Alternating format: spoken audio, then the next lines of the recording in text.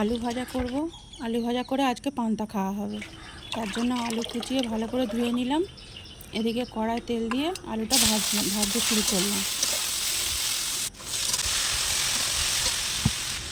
সামান্য নুন আর হলুদ দিলাম, দিয়ে ভাজতে থাকবো। কোচানো পেঁয়াজ আর কাঁচা লঙ্কাটা দিয়ে দিলাম, দিয়ে আলুর সঙ্গে বেশ করে ভালো করে ভাজা করে নেব। আলু ভাজা হয়ে গেছে, এবারে পান্তা খাওয়া হবে। আগেই আমি মাছ ভেজে নিয়েছিলাম। পান্তা নিয়ে নিলাম, এক টুকরো পেঁয়াজ, কাঁচা পেঁয়াজ,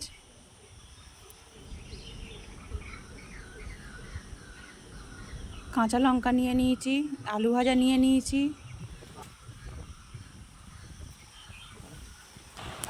মাছ ভাজা। সবাই পান্তা বেড়ে নিয়েছি, সবাই খাওয়া হচ্ছে। দেখো।